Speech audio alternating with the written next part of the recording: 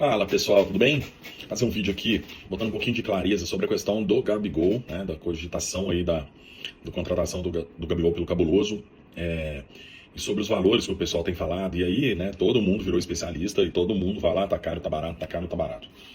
Eu não vim aqui falar se tá caro ou tá barato.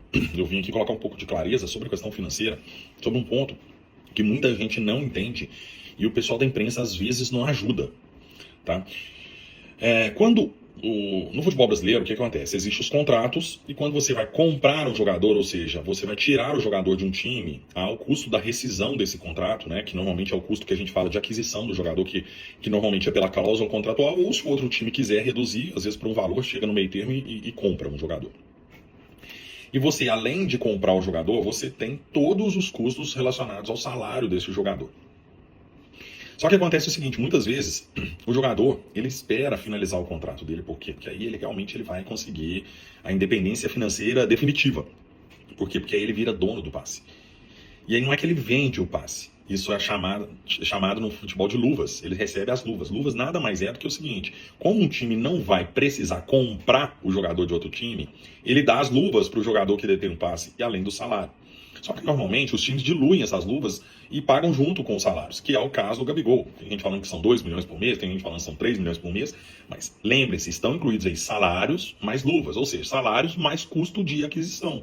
O Gabigol é 28 anos ainda, né? Jogador novo. Não é novo, mas também não é velho, é meio termo. Então, tem custo de aquisição.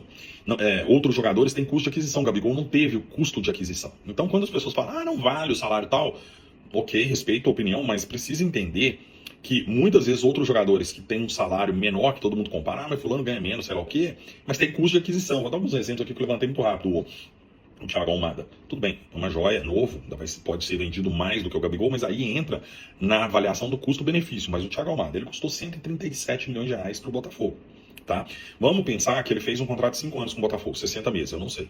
Então 137 dividido por 60 já dá 2 milhões de reais por mês, só de aquisição, mais o salário. Tá? Vou dar um exemplo até mais próximo. O Maurício, gente, ele custou mais de 60 milhões de reais para o Palmeiras. Ele fez um contrato de 4 anos, 48 meses. Só a aquisição dele para o Palmeiras foi 1 milhão e 200 mil por mês, porque você dilui 62 no tempo de contrato.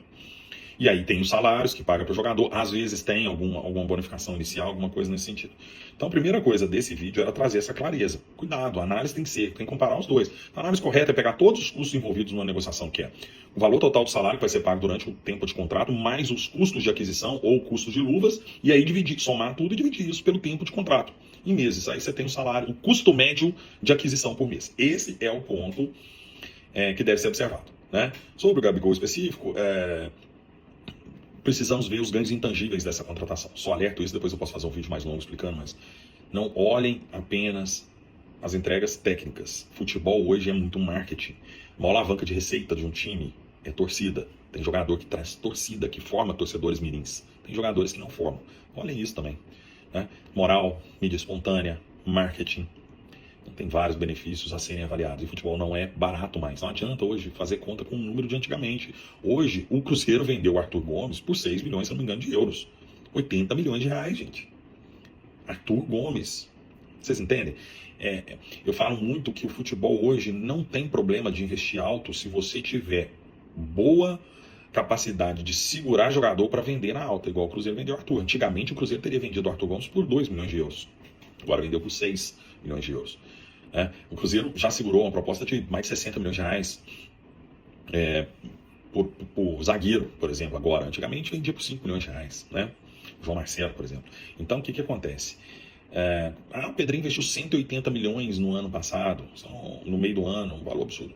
Gente, hoje, um jogador da base aí que estourar, ou seja, você monta uma estrutura bom, time bom, o jogador só estoura se tiver time bom.